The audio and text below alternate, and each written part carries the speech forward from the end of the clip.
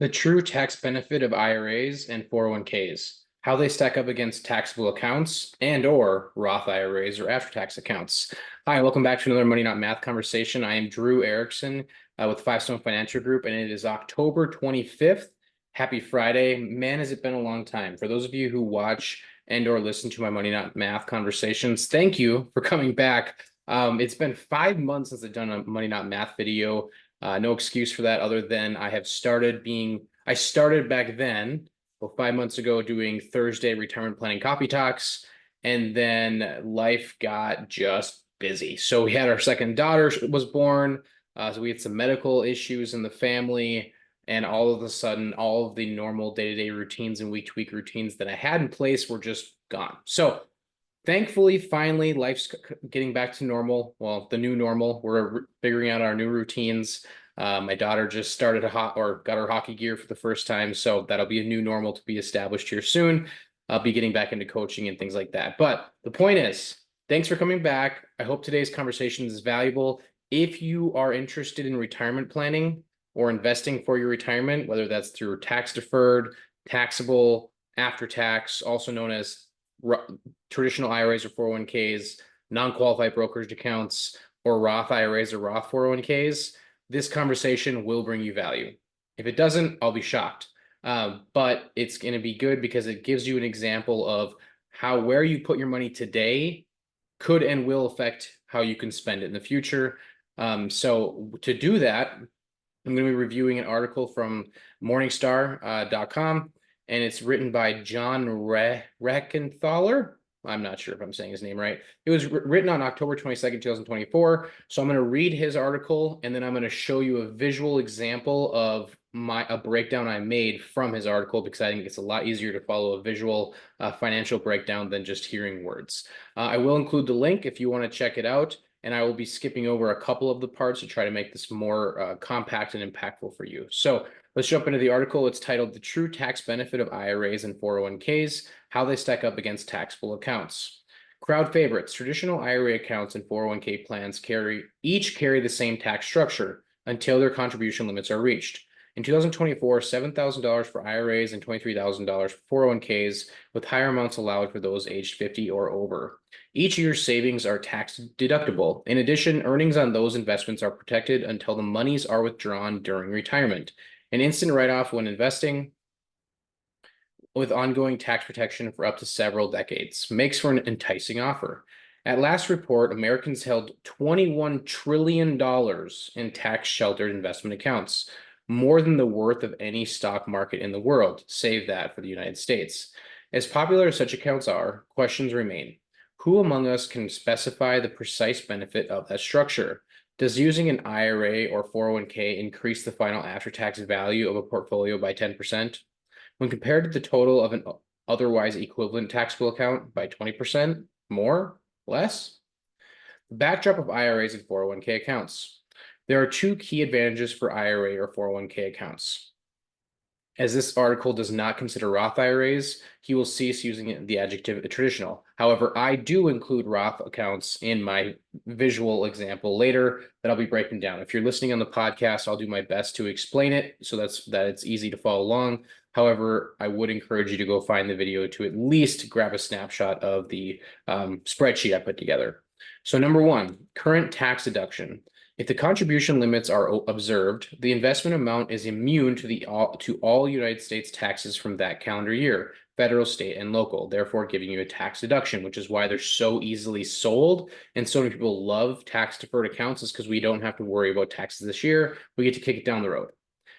Number two, ongoing tax deferral. Until monies from the accounts are withdrawn, which need not occur until ages 70 and a half through 75, the details vary depending on when you were born, all taxes are suspended. So again, we feel like we're getting something for free because we're not paying it yet. Don't worry, you will pay it someday. This provision shelters not only the income and or capital gains generated by the investor's actions, but also mutual fund and exchange traded fund distributions. The first item always delivers. Tax-deferred structures put all investment dollars to work. In an IRA or 401k, a $5,000 contribution means that $5,000 is allocated to the portfolio. Not so with taxable accounts, depending on how you do it. For example, if a single worker in a 22% federal tax bracket wishes to invest $5,000, he must set aside $1,100 for the government. Thus, his portfolio receives only $3,900. So here's an important differentiator of this article. Everything he does assumes that all taxes owed from a taxable account don't go into the account. So I'll go along with that while I'm reading his article, but when I do the visual, I also want you to understand what it could look like if you put the same amount in a taxable account because you can afford to pay the taxes out of your pocket, right? So he's always assuming, well, if you have to pay taxes, it must come out of the investment account. I'm going to show you an alternative if you have the cash flow available to cover those taxes elsewhere. In contrast, while the second feature of ongoing tax deferral can be important, its utility is situational. As an investor holding a portfolio that consists solely of non-dividend paying stocks would receive no reward whatsoever from ongoing tax deferral. To be sure, owning an IRA or 401k would still be the right decision because of the initial tax deduction, but there would be no further tax benefit. Again, one thing he doesn't talk about, so there he shows he's very much in favor of tax deferral. He just basically says, even if they're the same numbers, you should do it. But also, second, he doesn't talk about when you put money in a qualified account like an IRA or traditional 401k, that money is locked up until you're 59 and a half at minimum. And then once you become 70 and a half or 75, depending on your age, you are required to take a certain amount out. And that amount is determined by the government because they want their taxes. So you lose flexibility of how you spend your money when you put it in qualified accounts. I'm not saying it's bad, it's just something to be aware of. Whereas non-qualified taxable accounts, though they may not be as efficient from a tax deferral standpoint, you can pull that money out whenever you want. So there's a lot more flexibility there. And the government, as of today's laws and my understanding of them, will never come and tell you you have to spend that money, where they will eventually tell you that you have to spend your tax deferred money, depending when you get us old enough. All right, so some things to understand. Today's study, he's gonna review a few different things. I'm only gonna talk about one of them, or a couple of them, because I think it gets way more in depth than necessary. And no matter what we learn today, everyone's situation is different. Everyone's goals are different. Therefore, everyone's plan should be different. We shouldn't just take one, rule of thumb that applies to everyone and assume it's accurate. That's not how retirement planning and investing works. This is just hopefully to get your brain turning and getting you to ask the right questions, whether you're working with me or someone else, to make sure that what you're doing is actually what's best for you, not just the common rule of thumb. All right. So today's study, this article could easily be a lengthy white paper exploring the interplay between differing tax rates, time horizons, and investment choices. Thousands of such combinations exist, never mind the additional complications introduced by varying investment features. Also, as the federal government regularly changes tax rates, a thoroughly accurate evaluation would include the ability to predict a regulatory future. Or, like I like to tell people, a lot of what we do today is based on what you believe is going to happen in the future, because there's no way for us to predict it, or what your goals are. We will not descend those rabbit holes, he says. Instead, this article will consider the case of but one investor. For this test subject, I selected the previously mentioned tax bracket of 22%, both during the investor's working years and retirement, which is a big assumption, but it's easier for math. That bracket covers a broad income spectrum, ranging from $44,000 for a single taxpayer to $190,000 for a married couple filing jointly. Note I'm rounding all these numbers. What's more, the adjoining higher bracket, which roughly doubles those upper limits, is barely different at 24% for now.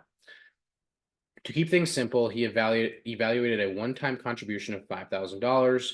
The after-tax value of this purchase, $5,000 for the IRA 401k and $3,900 for the taxable account, was placed into one of three investments. So here's where I'm going to branch off. He goes through investment number one, a zero dividend stock portfolio, investment number two, a stock market index fund, and investment number three, a balanced fund that holds 60% of its assets and equities and 40% in bonds. And he sets the annualized total return for each of the portfolios at 8%, which he even goes on to admit is not really realistic. To invest your money in that many different ways, but expect the exact same return each time, I don't really think is reasonable.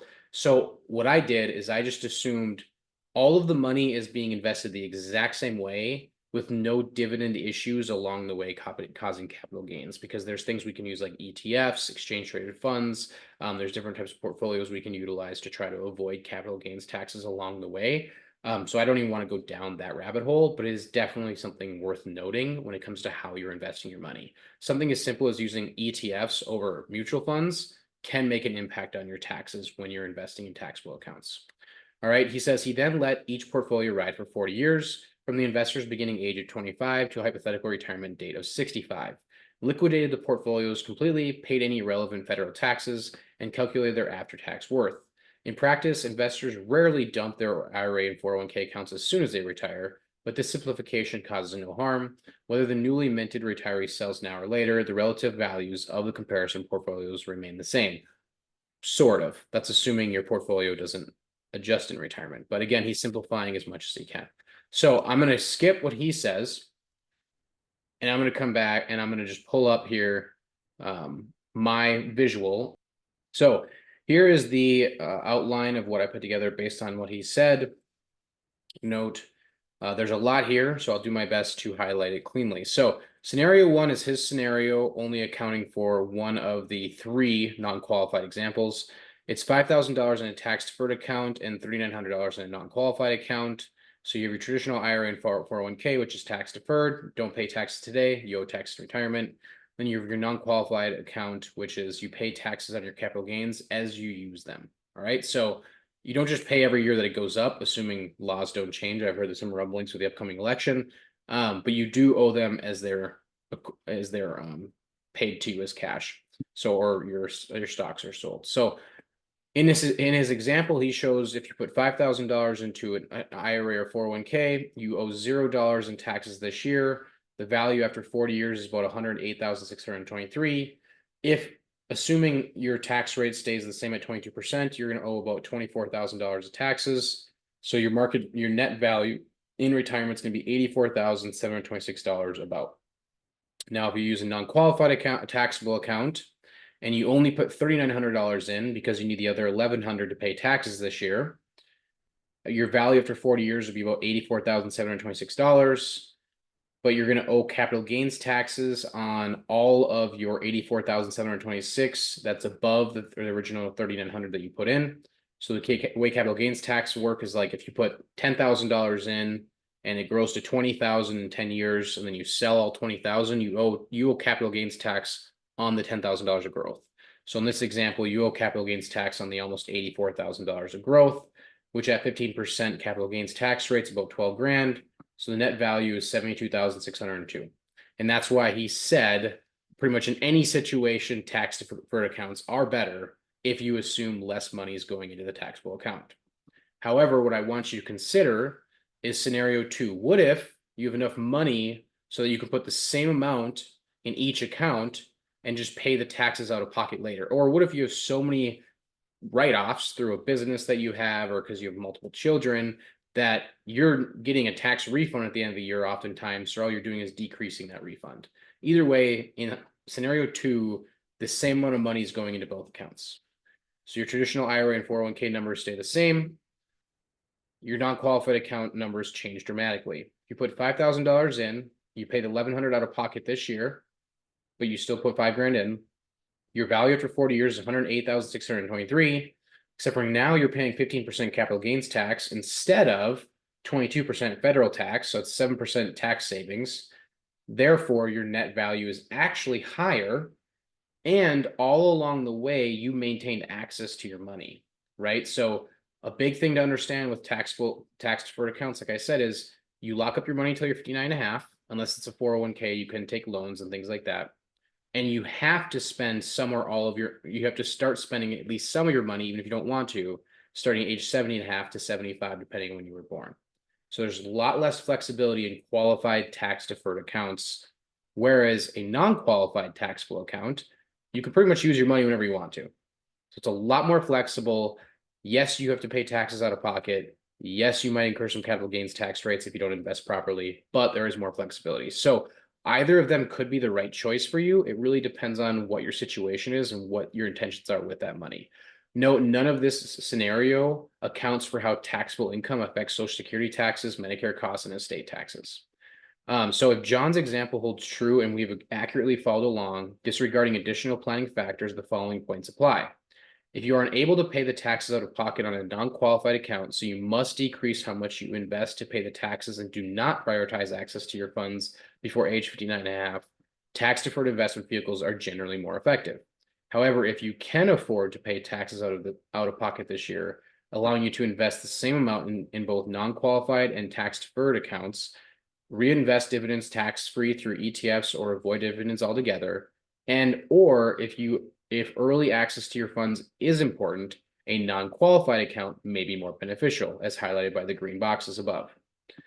Now, everything he talked about only compared tax-deferred versus taxable. What about Roth accounts? What if we want to pay taxes this year and never worry about taxes ever again?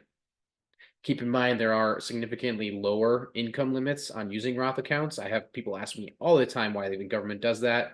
I have my theories, but I'd be curious what yours are. So throwing away income limits, let's just assume all things accurate. How do Roth or after-tax accounts hold up? Now, scenario one is what if you can't afford to pay taxes anywhere but from your portfolio? Okay, so rather than putting $5,000 into your account, you only put $3,900 because you need to set aside $1,100 to pay taxes. That's fine. Your value after 40 years is going to be about $84,726. Your taxes owed in retirement is going to be zero, assuming laws don't change. They could, hopefully they don't. As of today, you would owe zero taxes, and your net value would be about $84,726, the exact same as the net value of your tax-deferred account. You're just deciding when you want to pay the tax. And keep in mind, taxable income affects Social Security taxes, Medicare costs, and estate planning. Roth account, if you can afford to pay out of pocket, so you put $5,000 into your account, taxes paid this year. Oh, my mistake. That should be $1,100, not zero. So this number right here is inaccurate. It's $1,100. Value after 40 years, $108,623. Taxes on retirement is zero. Your net value, $108,623. So what that says is that if you can afford to pay taxes out of pocket, and if you don't mind locking up your money until you're in retirement, Roth or after-tax accounts could possibly be the most effective for your retirement. So again, it all depends on your situation. This example illustrates that no single strategy works for everyone and highlights the importance of investment and retirement plans specifically tailored to each individual's goals and financial situation. We cannot take any one rule of thumb and just assume it's accurate for us just because everyone else is doing it. Disclaimer, this content is not legal, tax, or investment advice. You should always consult a qualified professional regarding your personal situation. These are estimates based on the included article, not guaranteed numbers or projections. Future tax bracket and rates and tax law changes will affect how the strategies work out. The article referenced is The True Tax Benefit of IRAs and 401ks on Morningstar.com. And while we have you here, let's just fix the number.